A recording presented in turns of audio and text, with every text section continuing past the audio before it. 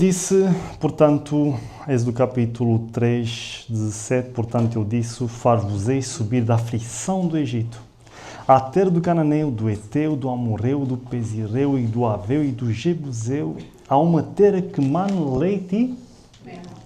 Podemos baixar um bocadinho mais, se faz favor, o som aqui? Faz favor.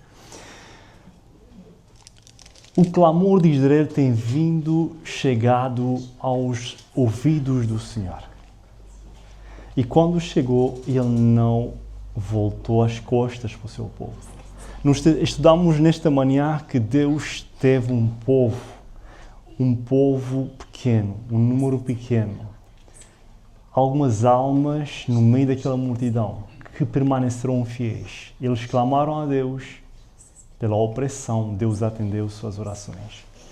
E juntamente com ele, salvou uma multidão de pessoas que nós calculamos ser 2 milhões ou acima dos 2 milhões de pessoas. E o Senhor ouviu a opressão com que os egípcios os oprimiam. Irmãos, não vamos falar logo sobre a Páscoa como um símbolo mundano da forma como eles celebram e da forma correta como Deus quer que nós celebramos a Páscoa.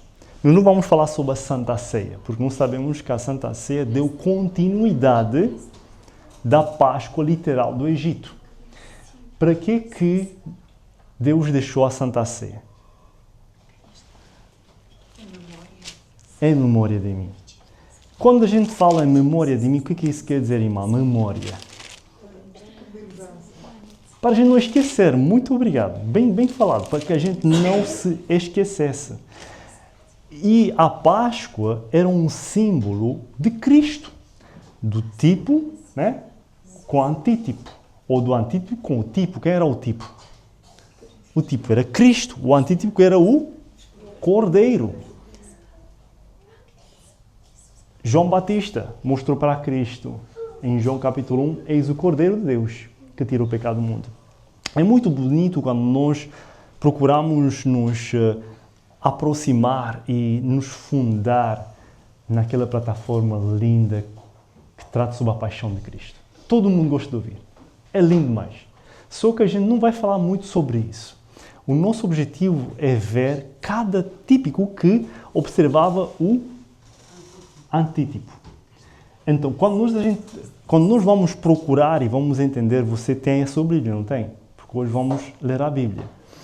E nós vamos ver cada coisa no seu lugar. Isso vai nos maravilhar. Isso vai nos reavivar o coração. Quando a gente vê que as coisas do passado, né, eram um tipo, né, para a coisa que havia de vir. Uma imagem. Certo? E quando isso se cumpriu, irmãos, nem muitos sentiram com aquilo que aconteceu. Porque o povo de Deus, o Israel moderno, há 2 mil anos atrás, né? O que aconteceu com eles? Não reconheceram o Messias. Estão a perceber? E o nosso perigo hoje é de não conhecer o Messias. Como assim, irmão Samuel? É verdade. Porque nós estamos no mundo, mas não somos do mundo. E nós estando no mundo, nós não podemos nos aliar com os pagãos. Como assim, irmão Samuel? Não podemos nos aliar com os pagãos. Porque os pagãos, para Deus, são aqueles irmãos que rejeitam a sua lei. Você pode ficar surpreso com isso, mas é verdade. Hoje de manhã citei que se alguém pisar um dos seus mandamentos, se faz culpado de todos. Ou seja, para Deus é um inimigo. Ou estás comigo, ou não. Ou és contra mim. Ou és dos escolhidos, 144 mil, ou não. Santo e imundo. A gente precisa fazer separação. O que a gente vê aqui? Símbolo da Páscoa. Vocês conhecem bem isso, não conheçam? Muito bem. Então, vamos lá ver. Antes de olharmos para o Egito, precisamos olhar para as nossas casas hoje. O inimigo criou uma contrafação, que é da Páscoa, né? A Páscoa, o que ela faz? Distrai o povo do juízo vindouro. O coelho, o primeiro símbolo, o mundo escolheu o coelho como um símbolo da vida. Mas a Bíblia é clara que o coelho é que é um animal impuro. O que é que isto está a fazer aí nas coisas de santas, digamos assim, né? Que representa a Cristo? Algum dia um coelho pode representar a Cristo? Nunca, jamais. Pelo contrário. Levítico 11:6. Como pode o que Deus chamou de imundo representar a pureza de Cristo? É uma infiltração do culto à fertilidade pagã. Ishtar está dentro da igreja, que é a deusa pagã. Entendem? O ovo e o chocolate, o que o ovo simboliza? Diz que é um renascimento solar babilônico. O chocolate traz uma doçura carnal que substitui as ervas amargas. Vocês estão a ver como é que isso funciona? Em vez de ir para o lado espiritual, onde amargo significa o quê? O coração contrito, arrependimento sincero. Nós vamos ler daqui a pouco. O que é que diz sobre o vinho fermentado? O mundo celebra com álcool, mas o fermento na Bíblia é o símbolo do pecado e corrupção. 1 Coríntios 5:8. A Páscoa de Deus exige o fruto puro da videira. Nós sabemos que Jesus, no casamento em Caná, no seu primeiro casamento, ele fez o quê? Qual foi o milagre, Manassés? Transformou água em vinho. Água em vinho, muito bem. Mas que vinho? A Bíblia diz que é da primeira qualidade, primeira mão. O que é que você acha para você? O que é a primeira qualidade, primeira mão? A primeira mão, o que quer dizer para você? É o melhor. Diz? É o melhor. O melhor. Mas vamos qualificá-lo diferente. A primeira mão e aquilo que é espremido e sai. E a primeira mão. Eu tenho um estudo sobre o vinho na Bíblia. Então, qualquer dia a gente vai tratar sobre esse assunto, porque muitos dos nossos irmãos adventistas tomam vinho e cerveja. Tomam álcool. E dizem que pode tomar, porque tem que ser moderado. É assim que diz o apóstolo Paulo. Vamos tomar este assunto num outro tema futuramente. O veredito. Misturar o coelho com o cordeiro é oferecer fogo estranho. Deus não aceita o santo misturado com o profano. Ezequiel 22:26. O perigo da síncrese, santo vezes imundo. A Bíblia é clara sobre a separação que Deus exige do seu povo. Não se pode celebrar a libertação do Egito usando os costumes dos egípcios. Irmãos, aqui é santo dentro da igreja.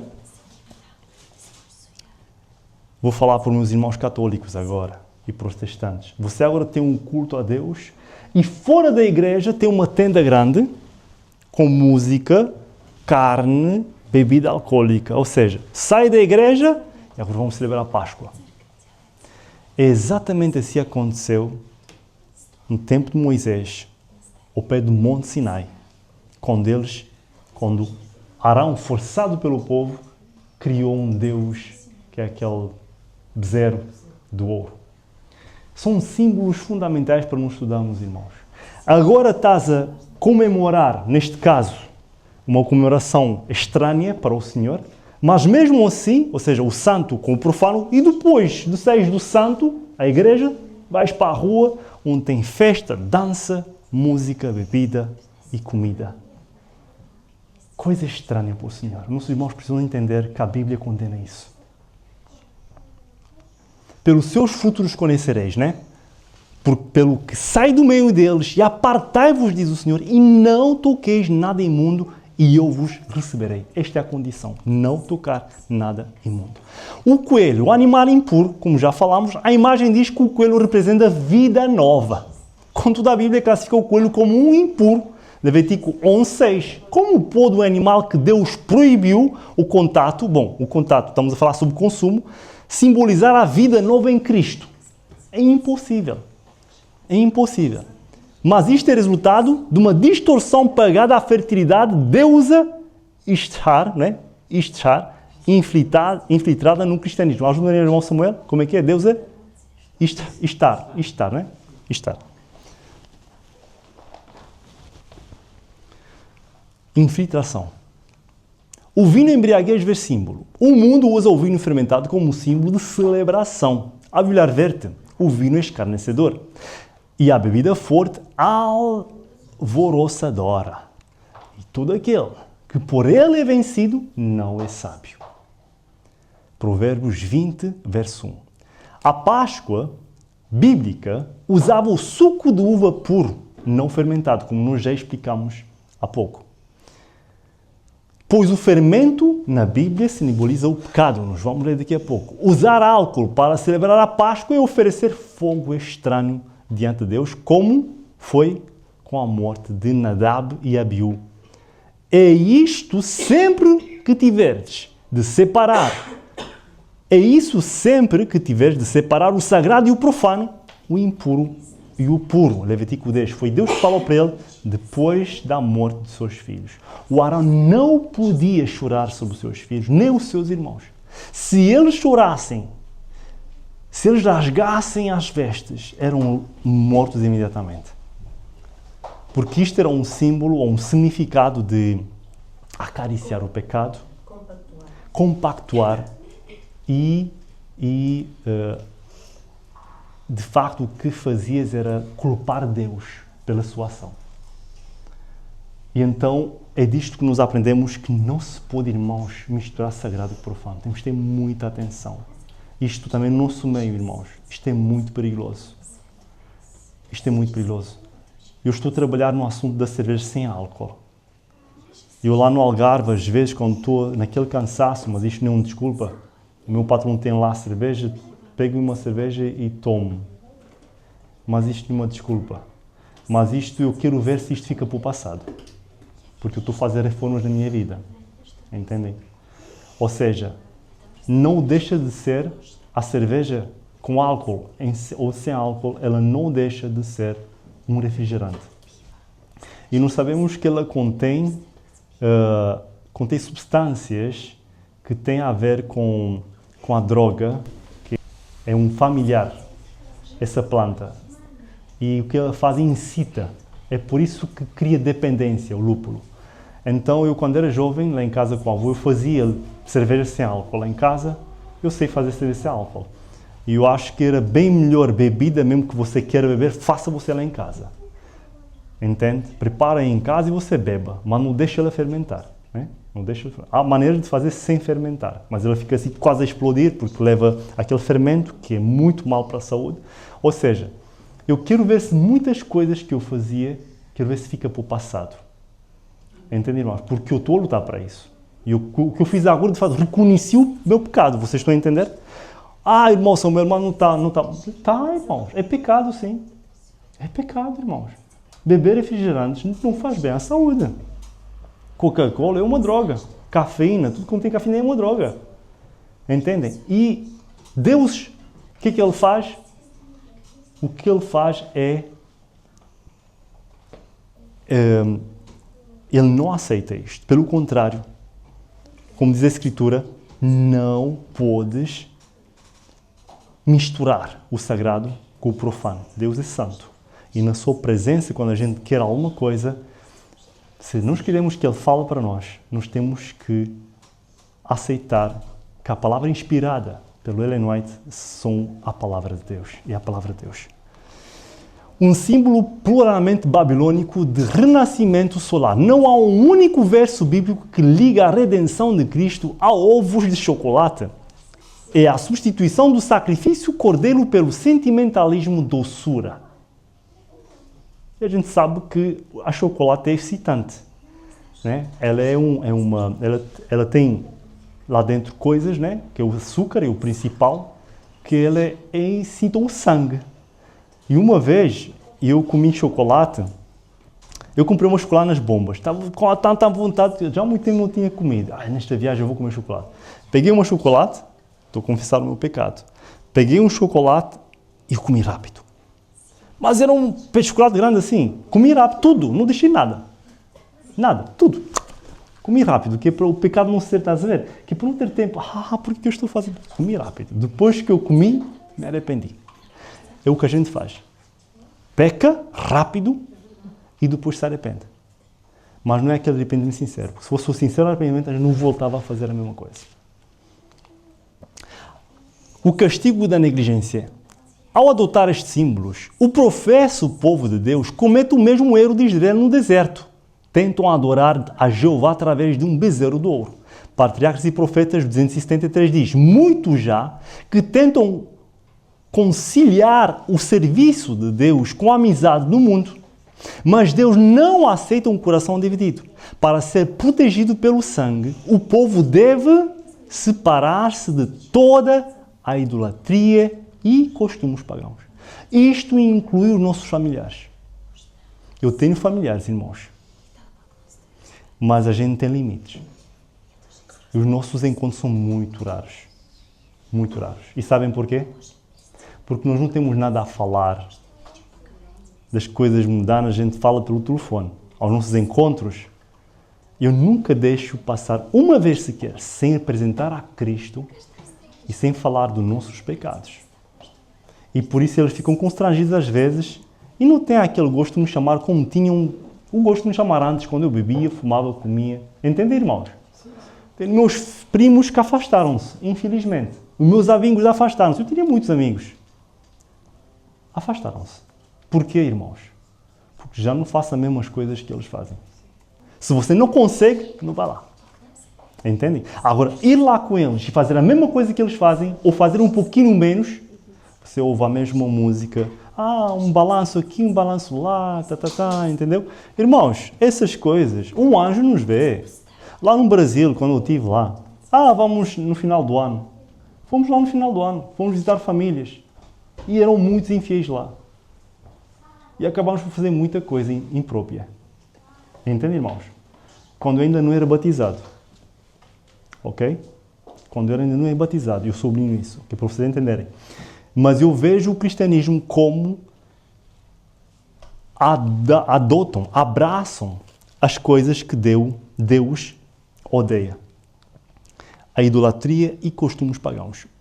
Os castigos de ignorar o apelo. No Egito, os que ignoram as instruções de Moisés e preferem manter os costumes egípcios sofreram a perda dos seus primogênitos. Ou seja, não receberam o sinal de Deus. Negligenciar o apelo divino de separação do mundo é um convite ao destruidor. Por quê? Se não tens o sangue na tua porta, o que acontece? O anjo entra.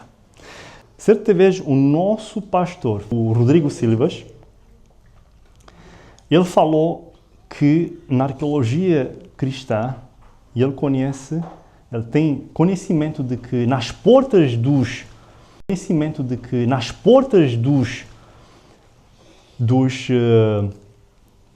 egípcios havia portas com várias portas dentro. Havia uma porta grande, depois havia outra porta mais pequena, outra porta mais pequena e outra porta mais pequena. O que é que isto simbolizava? Era a imortalidade da alma.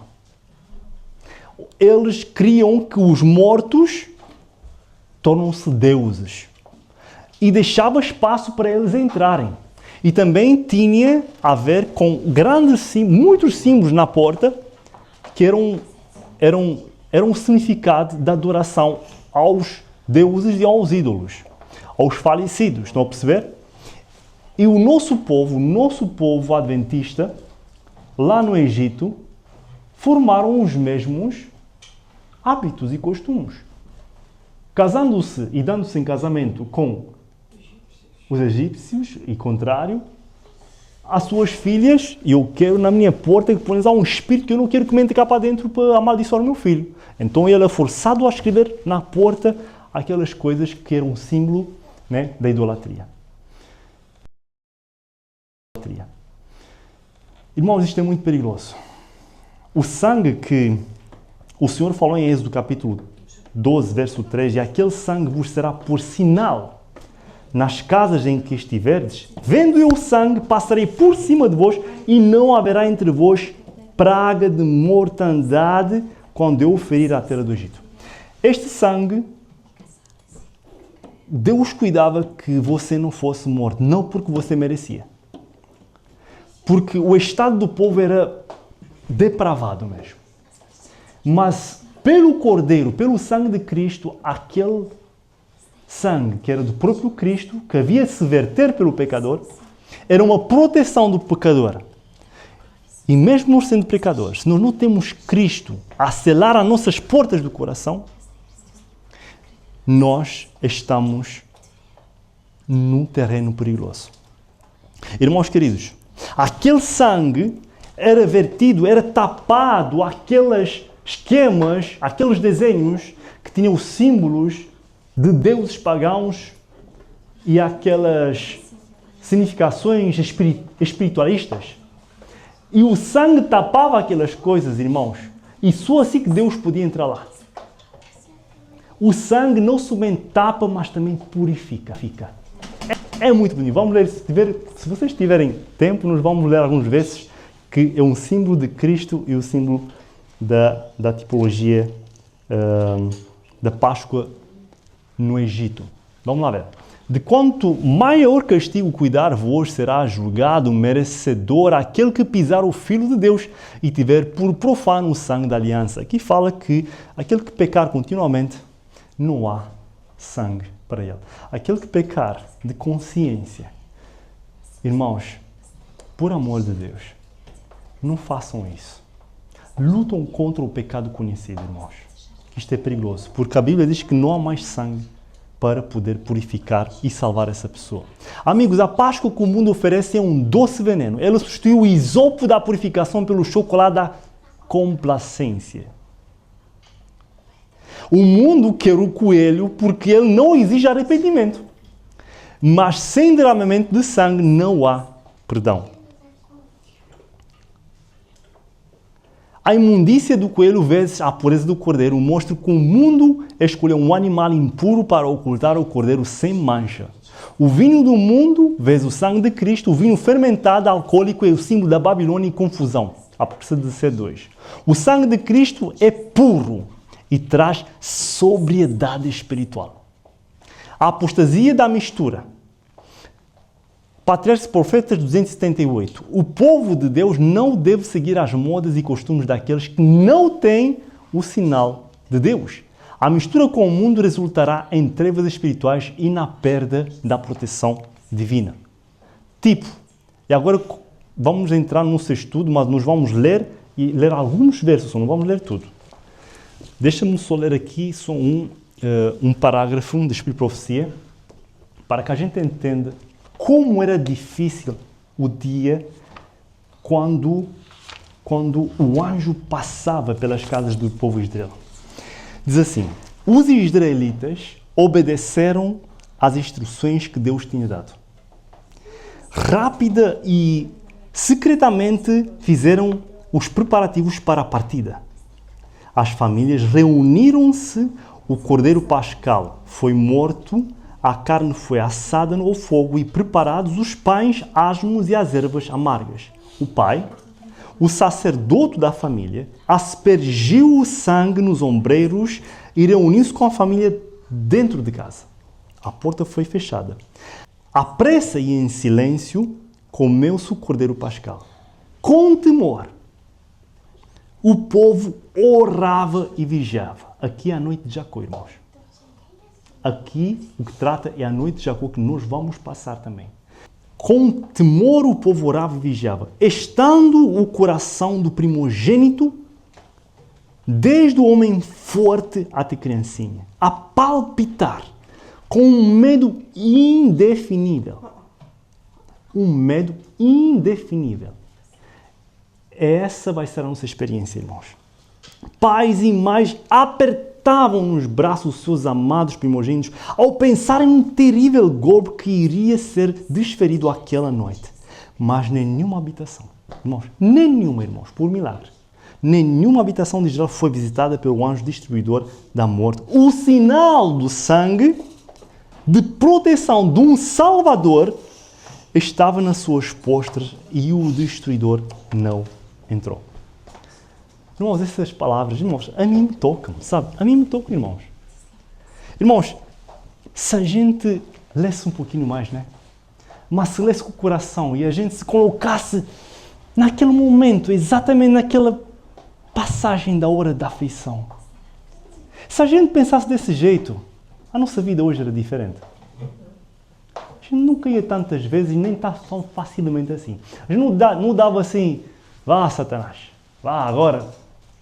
É tipo uma raiva, às vezes nos dá assim agora vou fazer isso e pronto, acabou. Faço rápido, é rápido, sabem?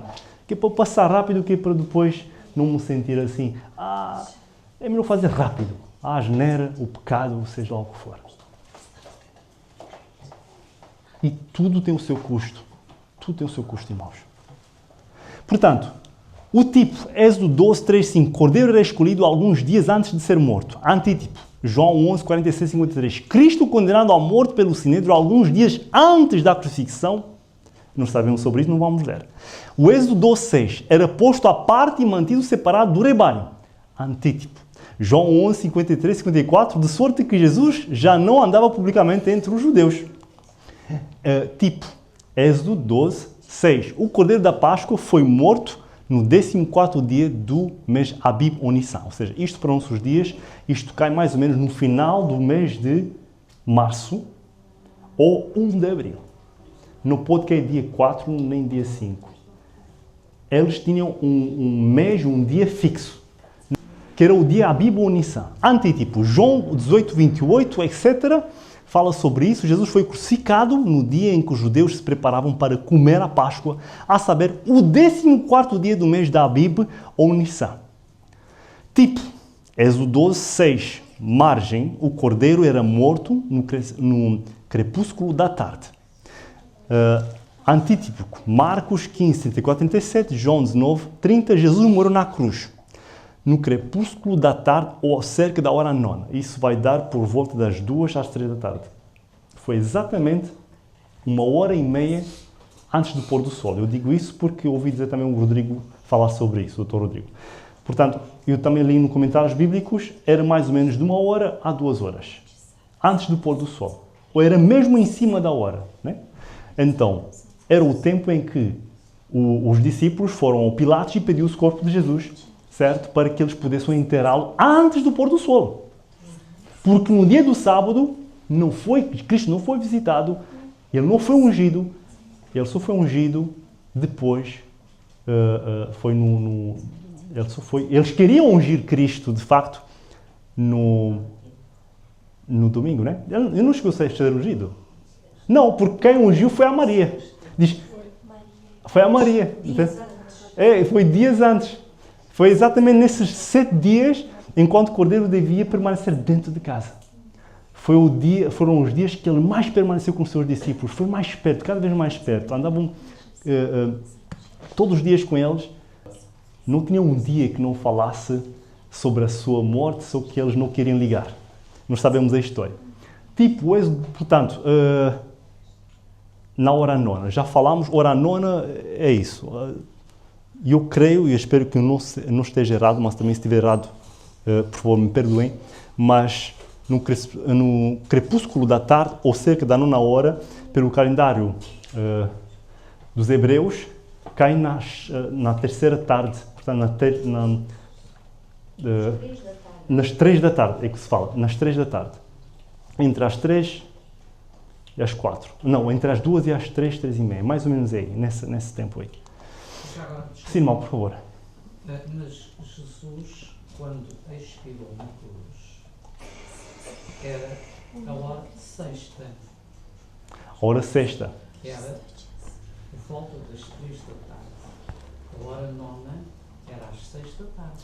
Pois é, só que, bom, mas não coincide com o nosso calendário. É aí que eu estou a dizer. Eu não sei se coincide ou não. Eu só estou a dizer... Se coincidesse, é por isso que nunca se sabe, né? Nem o dia de Cristo quando ele nasceu, entende? Agora, quando ele morreu, a gente sabe porque o cordeiro, né? Tudo que era um símbolo antes já não mostrava os passos certos. Ele tinha que morrer exatamente naquela hora. Naquela hora, o cordeiro pascal, rompeu-se a cortina no templo. Já todo mundo podia ver lá dentro e o cordeiro fugiu. Foi exatamente naquele momento que Jesus morreu. Tipo, Êxodo 12, 46. Nenhum dos ossos do cordeiro era partido. Antítipo, João 19, 33, 36. Nenhum dos ossos do Salvador foi partido. É o que relata o apóstolo João. Tipo, Êxodo 2, 7. Trata do sangue que era colocado na viga, no superior e nos laterais da porta. O sangue era colocado na viga superior e nas laterais da porta. Antitipo, 1 João 1, 7. O sangue de Jesus Cristo e o seu Filho que nos purifica de todo pecado. Portanto, se estamos com o sangue, se estamos ungidos, né, com o sangue de Cristo, se recebemos a Cristo em nossa vida, temos a purificação de todos os nossos pecados. O tipo, pais asmos, Êxodo 12, 8. E ervas amargas eram comidas com o cordeiro, antítipo. 1 Coríntios 5, 7, 8. Imagina se a gente fosse ler cada verso. Isso dava, mas é um estudo, é lindo. Lá em casa, se vocês quiserem depois, leiam um por favor. Portanto, o pão asmo representava o quê? A liberdade da maldade e da malícia. Por quê? Porque o pão asmo não tinha fermento. E o símbolo de fermento na Bíblia é pecado. E também, Jesus também faz uma outra comparação com o fermento, né? Que é para o lado oposto. Que diz que a palavra de Deus tem que agir em nós como um fermento. Tem que crescer.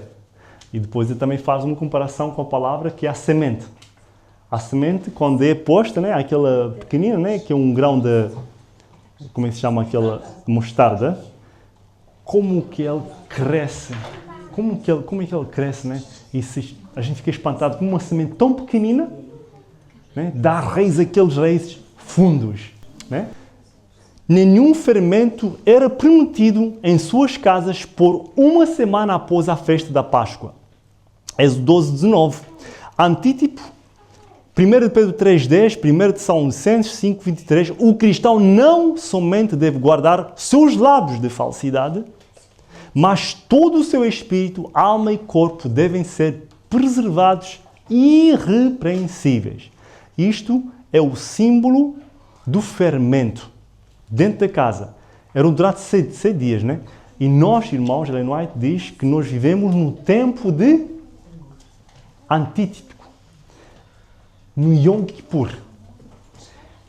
É exatamente esse tempo que devia ser para nós 7 dias, não literais, mas 7 dias espirituais, levando em consideração de que nós não podemos, Deus não pode encontrar fermento em nossa casa, que é o pecado conhecido, nesse caso que falamos há pouco, entende, irmãos?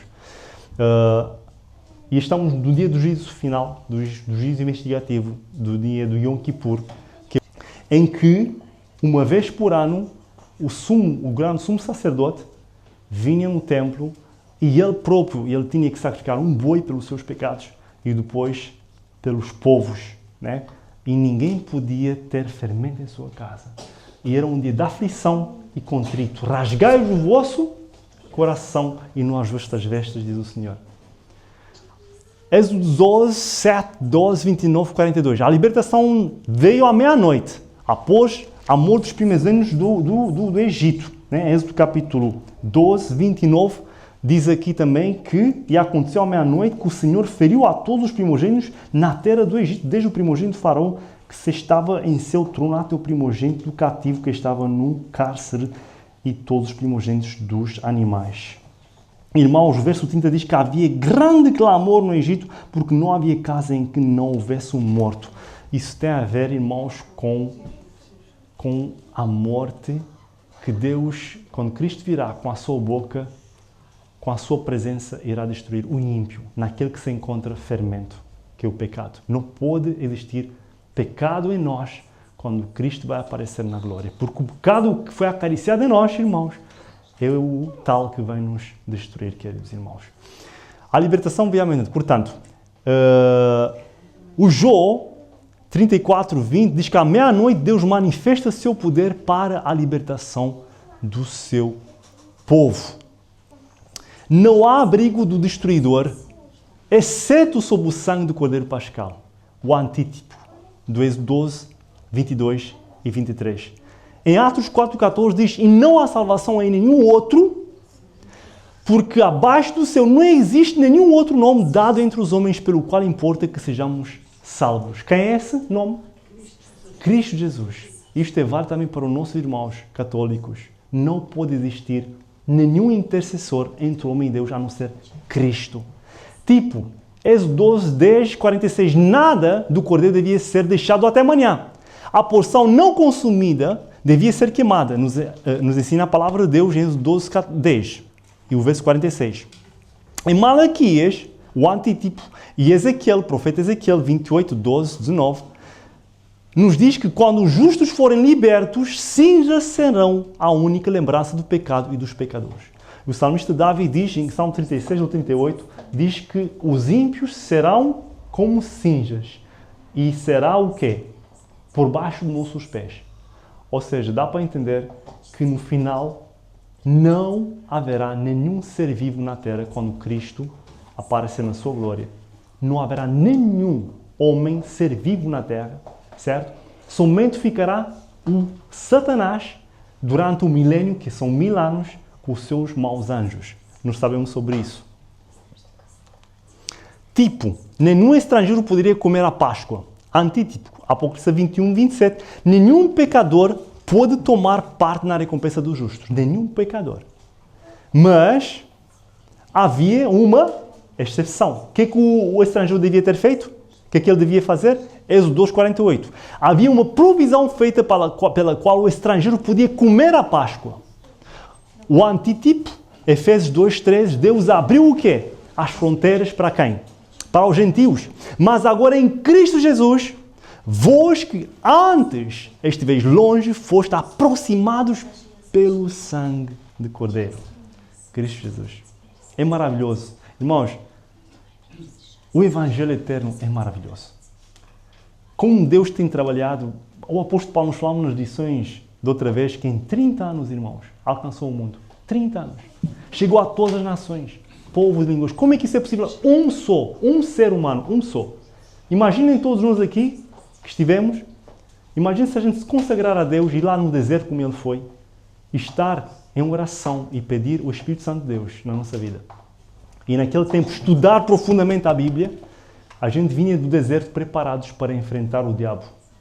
No mundo do Egito, onde há só imoralidade e profanação, posso falar assim. A gente era sinais no mundo, irmão. Ou, irmão, se um de nós aqui, pelo menos 1 ou 2 pessoas, se a gente se consagrasse realmente, e ser realmente um sinal de Deus, dizer assim, este é meu filho, eu não me envergonho deste aqui. Eu não digo isso com orgulho, porque eu já fiz muitas vezes a Jesus meu rei envergonhar-se de mim. Infelizmente. Muitas vezes. Mas, irmãos, eu luto para que isso não aconteça mais. Falei há pouco, o apóstolo Paulo, esquecendo uma das coisas do passado, prossigo o alvo que... Qual era o alvo do apóstolo Paulo, irmãos? Era a coroa, irmãos. A coroa da vida, que é para nós a imortalidade. Uma vida igual à de Jesus. Fantástico. Irmãos, e aqui está o fim. Eu já fiz aqui, a minha missão acabou, também já passei bastante. E para a próxima vamos entrar na história, a saída do Egito. Saiu uma multidão de gente. E nós vamos ver que pela fé, o símbolo do mar, vamos estudar profundamente, vamos ver que tem a ver com o nosso batismo. Eles foram batizados no mar. Vamos dar alguns exemplos. E não somente eles, como também o mundo antediluviano. Eles também foram batizados, irmãos, naquela arca, porque as águas submergiram por cima deles, e é assim que diz a profecia que eles foram também batizados. A água em si é um símbolo de purificação e de quem é sujo, né? A água, o que é que ela faz? Limpa. Irmãos, vamos estudar também sobre a nuvem e sobre a coluna do fogo. Vamos tomar cada parte assim, vamos devagarzinho à frente. Não vamos falar sobre tudo porque a gente nunca mais ia sair daí, Mas nos nossos tempos vamos aprofundar bastante, vamos falar sobre a lei de Deus, profundamente, sobre o sábado, profundo. Hoje somente atingir um pouquinho daquilo que deveria se falar, mas sobre o sábado há muito que a gente tem que falar. Porque a reforma tem que começar da minha casa, da sua casa. A reforma do sábado, vamos falar sobre a música, sobre o vestuário, sobre a alimentação. Vamos falar sobre a luta do povo, murmuração e etc. Irmãos, que o Senhor vos abençoe. Muito, muito obrigado pela vossa presença. Eu espero que sempre, o terceiro sábado do mês, qual foi o dia que eu disse? O terceiro sábado do mês. O terceiro sábado do mês nós vamos ter aqui reuniões, pela graça de Deus, reunião de oração, testemunho, e vamos ter também, vamos continuar com o nosso tema do Egito à eternidade. Espero que vocês ficaram mexidos com esse tema de alguma forma, tanto de manhã como agora, porque a mim mexeu. Eu hoje estava aqui na plataforma e estava a chorar, sabem? Eu não conseguia parar de chorar. Por quê? Porque eu vou dizer para vocês, e eu pedi que o Senhor me parasse, porque senão eu estava chorando e não conseguia parar. A dificuldade que o povo passou no Egito, irmãos. Nós temos um Deus tão bondoso e misericordioso, um Deus tão grande. E nós não apreciamos isso. Sabe? Nós não apreciamos isso. E quando eu falei com um amigo meu, e ele me dizia tantas coisas que eu também sabia, eu também conheço, mas eu vi o fervor no seu coração e a dor que ele tem também, por querer fazer alguma coisa. Mas eu disse, amigo, se tu queres fazer alguma coisa, faça na tua família, faça na tua vida. E é assim que a gente começa, no meu lar, no seu lar, na minha vida, na tua vida. Porque é dessa forma que Jesus trabalha. Uma pessoa só pode combater com mais de 1000 pessoas. É o que diz o salmista David e o Salomão também. Uma pessoa só pode combater mais de 10.000 pessoas, irmãos. Uma pessoa só pode pôr a fugir mais de 1000 pessoas. Como? Com a palavra de Deus. Que ela seja para nós algo verdadeiro na nossa vida. Vamos prover dela, que ela é boa. Ela é bom. Assim que diz a palavra de Deus. Provai de mim, que eu sou bom. Amém? Amém. Que o Cordeiro e o seu sangue possam estar selados no seu coração, minha oração. Amém.